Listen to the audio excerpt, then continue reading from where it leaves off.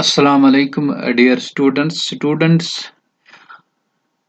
आज हम आरएमबी का चैप्टर नंबर 2 स्टार्ट करने जा रहे हैं जिसका नाम है एजेंसीज कॉजिंग डेटोरेशन।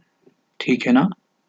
समझ आई बात? यहाँ पे सब देख सकते हैं कि हमारा जो टॉपिक है that is agencies causing deterioration. ना आपको पता है डेटोरेशन क्या होती है, ठीक है ना? ना आपको पता है एजेंसीज कौन कौन सी हैं जो स्ट्रक्चर को, हमारे स्ट्रक्चर कंपोनेंट को डेटोरेट कर सकते हैं। ठीक है ना? फर्स्ट ऑफ ऑल हम जाएंगे डेटोरेशन पे। डेटोरेशन क्या होती है, ठीक है ना? इसके बाद हम आगे जाएंगे, ठीक है ना? वो देखेंगे आगे कौन कौन सा टॉपिक है हमारा जो हमारे सिलेबस में है वो कवर करेंगे इंशाल्लाह। ठीक है ना? अब यहाँ पे देखो define deterioration, definition of deterioration है actually deterioration is nothing but it is the decay of a material. ठीक है ना? Decay of a structure, decay of a structural component, बस इतना आपको याद रखना है। ठीक है ना? जो मैं एक्स्ट्रा बोलूंगा यहाँ से, ठीक है ना, आप वो नोट करते जाओ। ठीक है ना? Deterioration is defined as the gradual and continuous process of degeneration of a structure. Degeneration of a structure, degeneration of a structure or its components which render it is unusable। ठीक है ना? Actual होता क्या है ये? what is degeneration? degeneration is nothing but it is the loss of qualities। ठीक है ना? जो भी स्ट्रक्चर में क्वालिटीज होंगे, हमारा आर्किटेक्चरल रिव्यू होगा, ठीक है ना? ठीक है ना? हमारी एलिवेशन होगी, हमारा जो मटेरियल होगा उसकी जो क्वालिटीज होंगे वो खत्म दिन ब दिन होती जा रही है। ठीक है ना? It is the gradual process. ठीक है ना? ये आराम से होता जा रहा है but it is continuous, it is not sudden and it is not discontinuous, it is gradual and continuous process. ठीक है ना? लास्ट में क्या होता है जब हमारा स्ट्रक्चर डेटोरेट होता जा रहा है, ठीक है ना, लास्ट में हमारा एक ही ऑप्शन है, वो है स्ट्रक्चर इज अनयूजेबल। ठीक है ना? जो हमारा स्ट्रक्चर है वो अनयूजेबल बन जाता है। ठीक है ना? आपको बात समझ आई यहाँ तक? ठीक है ना? जब हमारा स्ट्रक्चर दिन ब दिन कंटिन्यूअस डेटोरेट होता है, ठीक है ना, लास्ट में क्या होता है? Replacement becomes the only solution. यही लिखा है इसमें, बाकी कुछ नहीं है। Replacement becomes the only solution when deteriorate is continuous. ठीक है ना? यानी डिकम्पोजिशन जब होगी मटेरियल की, या हम कह सके डिसइंटीग्रेशन जब मटेरियल की होगी, ठीक है ना? आई बात समझ? जब हम डेटोरेशन को नहीं रोक सकते हैं या चेक नहीं कर सकते हैं, ठीक है ना, हम डेटोरेशन को अलो होने देते हैं, ठीक है ना, लास्ट में क्या होता है? Replacement becomes the only solution. ठीक है ना? This was all about the deterioration या डिके हम कह सकते हैं। ठीक है ना? Now second topic is what are the factors causing deterioration. ठीक है ना? यहाँ पे जर्नली हम ब्रॉडली क्लासिफाइड किया है। Actually this is a complex process. हम इसको खाली 4 मेन पॉइंट्स में नहीं डिवाइड कर सकते हैं, बल्कि इसके अलावा भी बहुत सारे हैं जिन पे हमने जरूरी ध्यान देना है। ठीक है ना? First one is human factor, second one is chemical factor, third one is environment factor and fourth one is miscellaneous. इसमें बहुत सारे होंगे, वो देखे जाएगा। ठीक है ना? ये इंपॉर्टेंट क्वेश्चन है, एग्जाम पॉइंट ऑफ व्यू है, 10-15 मार्क्स का क्वेश्चन आता है। ठीक है ना?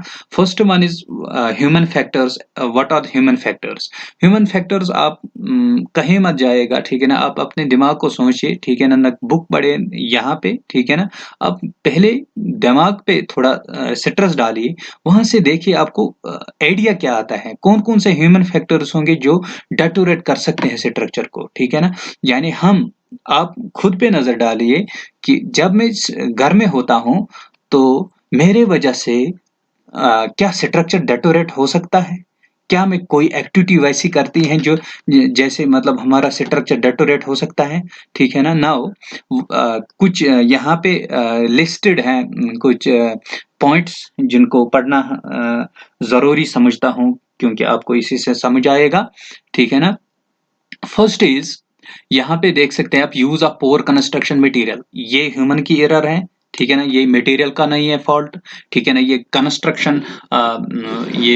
कंस्ट्रक्शन जो हम स्ट्रक्चर बनाते हैं ये उसका फॉल्ट नहीं है, ये हमारा फॉल्ट है, क्योंकि हम जो मटेरियल यूज करेंगे, ठीक है ना, उसी पे हमारा स्ट्रक्चर दारमदार होगा, ठीक है ना। अगर हम पोर कंस्ट्रक्शन मटेरियल यूज करते हैं, ठीक है ना, फाइन एग्रीगेट, कोर्स एग्रीगेट, ठीक है ना, बाइंडिंग मटेरियल पोर यूज करेंगे, तब हमारा जो स्ट्रक्चर है वो जल्दी डेटोरेट हो सकता है, ठीक है ना। Now second is poor workmanship during construction. हमने ऐसा कारीगर लाया है जो जो कुछ नहीं जानता है, ठीक है ना, या जो अनस्किल्ड लेबर्स हैं वो हमने वहां पे साइड पे रखे हैं, ठीक है ना, जिसकी वजह से लास्ट में क्या होता है, हमारा जो स्ट्रक्चर है वो डेटोरेट हो जाता है, ठीक है ना। Number third is lack of supervision during construction, ठीक है ना, हम कंटिन्यूअसली सुपरवाइज नहीं करते हैं साइट को, लास्ट में क्या होता है, हमारा जो स्ट्रक्चर है डेटोरेट हो सकता है। दीज आर द, ये आप खुद भी समझ सकते हैं, ठीक है ना। आई थिंक इनको डिस्कस करने की कोई जरूरत नहीं, फिर भी मैं थोड़ा सा करता हूँ, ठीक है ना। यहाँ पे इंपॉर्टेंट पॉइंट्स डिस्कस करता हूँ, ठीक है ना। Lack of knowledge about the factors causing deterioration, ठीक है ना, हमारे पास कोई नॉलेज ही नहीं है किसकी वजह से ये हो रहा है, ये तो हमें पता नहीं है, ठीक है ना। जब हम खिड़की पे ये पानी डालेंगे, हमें ये पता होना चाहिए कि अगर हम पानी डालेंगे कि या अंदर जाएगा, फिर टर्माइट अटैक होगा, ठीक है ना, लास्ट में डेटोरेट हो सकता है, ठीक है ना। दिस द नॉलेज, ठीक है ना। जब हमारे पास वो नॉलेज नहीं होगी, ठीक है ना, हम पानी डाल सकते हैं आराम से, हमें ये पता नहीं कि ये अंदर जाएगा, फिर टर्माइट अटैक हो जाएगा, ठीक है ना, लास्ट में डेटोरेट हो सकता है, ठीक है ना। अब failure to carry out routine maintenance, ठीक है ना, हम रूटीन मेंटेनेंस नहीं करते हैं, डेली मेंटेनेंस नहीं करते हैं, ठीक है ना, जो ऊपर मैंने लेक ऑफ सुपरविजन बताया, ठीक है ना, this is related to that, ठीक है ना। अब यहां पे देख सकते हैं blatant abuse of building, blatant means, ठीक है ना, अनसुटेबल यूज ऑफ प्रॉपर्टी या बिल्डिंग, ठीक है ना, किसी चीज को अनसुटेबल वे में इस्तेमाल करना, उसको बोलते हैं ब्लेटेंट, ठीक है ना। बिल्डिंग को हम अनसुटेबल वे में इस्तेमाल करेंगे, ठीक है ना, इट इज फिटिंग, यानी इट इज कंपोनेंट्स को, बिल्डिंग के कंपोनेंट्स को हम ब्लेटेंट यूज करेंगे, यानी अनस्टेबली यूज करेंगे, तब लास्ट में आपको पता ही होगा, तब तो डेटोरेशन हो सकती है।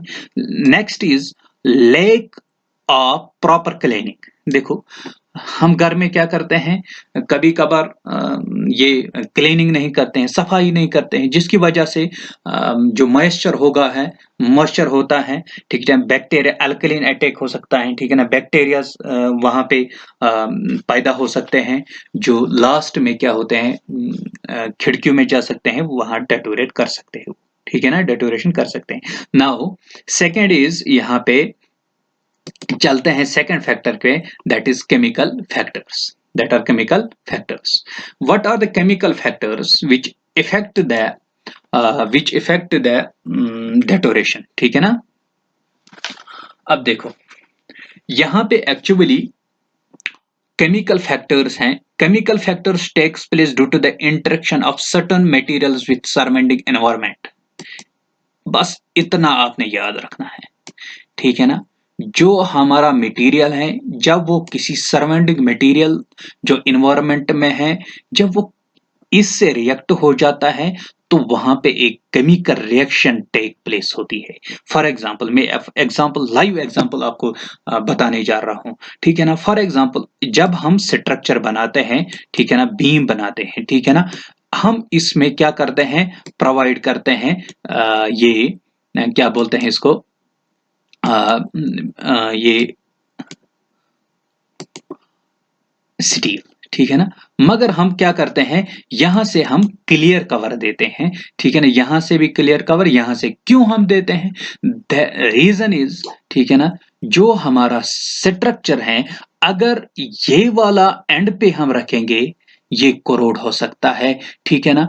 बाहर कार्बन डाइऑक्साइड भी है, ठीक है ना, मॉइस्चर भी है, वो इस स्टील रॉड से मिल जाएगा, रिएक्शन हो जाएगी, वहां से हमारा जो स्टील रॉड है, जो स्टील है हमारी, जो हमने प्रोवाइड किया है बीम में, वो मतलब जंग आलूदा हो सकता है, उसमें करोड़ हो सकता है, ठीक है ना।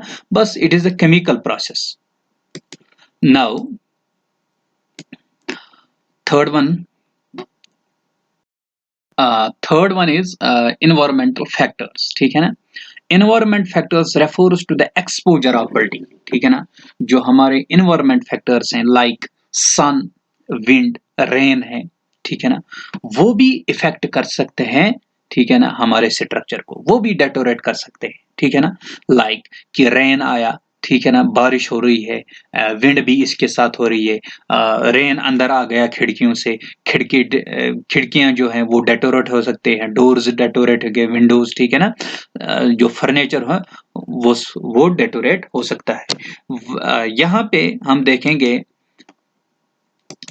देखेंगे there are the various environment factor that causing deterioration are atmospheric moisture. जो एटमॉस्फेयर में मॉइस्चर होता है, एक्चुअली जो मॉइस्चर होता है एटमॉस्फेयर में, उसकी वजह से जो सरफेस पे फिर लास्ट में कंडेंसेशन होती है, ठीक है ना, ठीक है ना, when the temperature falls condensation can occur, ठीक है ना, water froze in the pores. अब जैसे मैंने आपको सॉइल मैकेनिक्स में पढ़ाया था, फ्रीजिंग एंड थाइंग, ठीक है ना, this is all about this freezing and thawing, ठीक है ना।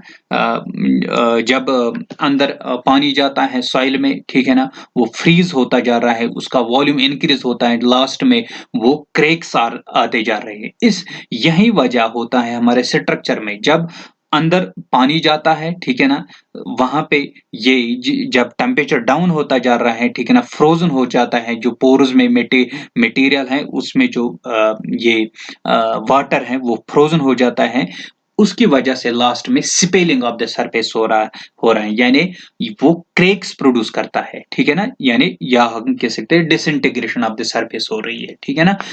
This is the atmospheric moisture. अब टेम्परेचर इफेक्ट से क्या होगा, आपने पढ़ा होगा स्ट्रेंथ ऑफ मटेरियल में, ठीक है ना, कि टेम्परेचर चेंजेस से कॉज ऑफ, ठीक है ना, I think that is change in length is equal to E alpha T शायद, ठीक है ना, वो आपने पढ़ा होगा स्ट्रेंथ ऑफ मटेरियल्स में, ठीक है ना। What are the factors, temperature changes से क्या होता है, थर्मल स्ट्रेसेस प्रोड्यूस होते हैं, ठीक है ना। थर्मल स्ट्रेस की वजह से जो हमारा जो हमारा ये स्ट्रक्चर है उसमें क्रैक्स आ जाते हैं, सिट्रसेस प्रोड्यूस होते हैं, सिट्रसेस मीन सिट्रसेस जो प्रोड्यूस होंगे उसकी वजह से क्रैक्स आएंगे, ठीक है ना, रैप्चर हो सकता है हमारा structure. These are the temperature effect. यहाँ पे जो थर्ड है that is gases, pollutants of fire, ठीक है ना, पोल्यूशन से भी हमारा स्ट्रक्चर डेटोरेट हो सकता है। This is a common example, ठीक है ना, ये आपने 8th से, ठीक है ना, पढ़ा होगा। सल्फर डाइऑक्साइड जो है वो पोल्यूटेंट है, उसकी वजह से जो जब वो सल्फर डाइऑक्साइड SO2, ठीक है ना, किसी सरफेस पे गिरता है, वहां से जो रिजल्ट आता है वो आता है कोरोजन का, ठीक है ना, और डिस्कलराइजेशन होती है स्टोनों की, ठीक है ना, जैसे आपने देखा है संगमरमर पे, ठीक है ना, ये जो स्टोन्स होते हैं, ठीक है ना, वो डेटोरेट हो सकते हैं। अब इसके बाद फोर्थ है that is solid containments. These are nothing but it is this the dirt from the atmosphere, जो गर्द गुबार होगा एटमॉस्फेयर में, ठीक है ना, जब वो किसी सरफेस पे गिरता है, ठीक है ना, उसमें उस डर्ट में, ठीक है ना, सॉल्युबल साल्ट्स होते हैं। कैसे, ठीक है ना, जब समंदर से इवापोरेशन होती है तो उसमें थोड़ा सा साल्ट्स होते हैं, ठीक है ना, वो जब किससे मिलते हैं, इन पार्टिकलों से, ठीक है ना, वो लास्ट में बनते हैं सॉल्युबल साल्ट्स वाले dirt. It absorbs water from the atmosphere and accelerates corrosion rate. यहाँ पे क्या होता है, हाँ, जब ये किसी सरफेस पे गिरते हैं, ये डर्ट जिसमें सॉल्युबल साल्ट्स हैं, वो क्या करते हैं, वो एटमॉस्फेयर से लेते हैं, ये एटमॉस्फेयर से वाटर एब्जॉर्ब करते हैं, लास्ट में क्या होता है, एक्सरेट कोरोजन रेट होता है, ठीक है ना, यानी जल्दी जल्दी कोरोजन होता है, ठीक है ना, यानी लास्ट में हम ये कह सकते हैं जो सॉलिड कंटेनमेंट्स होते हैं, ठीक है ना, उसकी वजह से भी कोरोजन हो सकता है। क्यों? क्योंकि वो सॉल्युबल साल्ट्स होते हैं, सॉल्युबल साल्ट्स डर्ट होते हैं। अब देखो लास्ट में ground water and salts present in a groundwater rise in the solution by capillary action. On evaporation of water, salts remains deposited on the surface and damage the building. ठीक है ना, देखो जो हमारा जो ग्राउंड वाटर है, ठीक है ना, जब कैपिलरी एक्शन की वजह से यानी कैपिलराइज होता है, ठीक है ना, ग्राउंड वाटर में, तो वो पानी कहाँ आता है, ठीक है ना, सरफेस पे आता होगा, ठीक है ना। जब वहां से इवापोरेशन होती है, जो साल्ट्स होंगे वो कहाँ पे रह सकते हैं, that remains deposited on the surface. जब वो सरफेस पे डिपॉजिट रहते हैं, चाहे सरफेस कौन सा होगा, ग्राउंड सरफेस होगा, ठीक है ना, बिल्डिंग का सरफेस होगा, वो लास्ट में क्या करेगा, डेटोरेट कर सकता है हमारे स्ट्रक्चर को, ठीक है ना। इसकी इफेक्ट क्या क्या है, क्या क्या हो सकता है हमारे स्ट्रक्चर, नॉर्मली इसने दिया है यहाँ पे फ्लोरेसेंस हो सकता है, ठीक है ना, या तो लेदर सॉरी सो सफेद फुस हिश खसान नेबर किन, ठीक छा, आवा समझ, सेरन वुचान, ठीक छा, आवा समझ, वाइट वाइट पॉलिशिंग लजमस तक, ठीक है, दैट आर इफ्लोरेसेंस, वो साल्ट्स होते हैं वो बाहर निकलते हैं, ठीक है ना। More seriously if magnesium sulphate is present in the ground water. अब देखो, अगर मैग्नीशियम सल्फेट प्रेजेंट होगा ग्राउंड वाटर में, disintegration of rendering of masonry can होकर, जो वाल्स होंगे हमारे मेसनरी वाल्स हैं, चाहे स्टोन मेसनरी है, ब्रिक मेसनरी है, वो वाल्स डिसइंटीग्रेट हो सकते हैं। एसिडिक, जो एसिडिक ग्राउंड वाटर, अगर ये एसिडिक होगा, can cause disintegration of concrete. ये सारा कुछ किस पे डिपेंड करता है, एसिडिक अल्कलीन है, ये पीएच वैल्यू पे डिपेंड करता है, ठीक है ना। पीएच वैल्यू का वैल्यू कितना हो सकता है, वो एसिडिक बन सकता है, ये आपने पढ़ा होगा, ठीक है ना। Last one is biological agencies, ठीक है ना। देखो, आपने ये भी देखा होगा, कहीं पे दीवार है, ठीक है ना, उसमें एल्गी ग्रोथ हो सकती है, ठीक है ना, बाहर की तरफ वीड्स ग्रोथ होती है, ठीक है ना, बाहर से जो वाल हैं या अंदर से देखो, किसी किसी भी साइड देखो, युस अंदरिम साइड या नेबरिम साइड आस तथ मज खसान पत सु ग्रोथ ऑफ वीड्स, गो तम सत क्या गसान काम, तिम जॉइंट्स, ठीक है ना, तथ मज पन रूट्स बरान, तो लास्टस सोन स्ट्रक्चर है कि डेटोरेट गसित यह है कि पत्थर ते पे, ठीक है, समझ आएगा। अब देखो यहाँ पे जो लास्ट हमारा जो है रहता है, दैट इज मिसलेनियस फैक्टर्स। ये मैंने डिस्कस किया है पहले, ठीक है ना। मिसलेनियस फैक्टर में इसने क्या क्या लिखे हैं, पोर कंस्ट्रक्शन मटेरियल है, पोर डिजाइन है, पोर वर्कमैनशिप, इसमें ये भी आ सकते हैं फायर हैजार्ड्स, ठीक है ना, फायर हैजार्ड्स भी हो सकता है, ठीक है ना। मिस यूज ऑफ बिल्डिंग, ठीक है ना, ये है जब हम ब्लैंटेंट मिस यूज ऑफ बिल्डिंग करते हैं, it is fitting, furnishing extra may lead to the deterioration of the structure, ठीक है ना। पोर कंस्ट्रक्शन मटेरियल है, पोर डिजाइन है, या फॉल्टी डिजाइन जिसको हम कह सकते हैं, ठीक है ना। पोर वर्कमैनशिप है, लेक ऑफ स्किल्ड लेबर हमने, ठीक है ना, ये मैंने बोला पहले ही, लेक ऑफ स्किल्ड लेबर है, lack of supervision during the construction, failure to replace the defective work notes if any, ठीक है ना। अगर हमारे पास कोई डिफेक्टेड वर्क है, हम उसको नोट्स नहीं हमने उसको नोट्स नहीं किया है, ठीक है ना। आई बात समझ।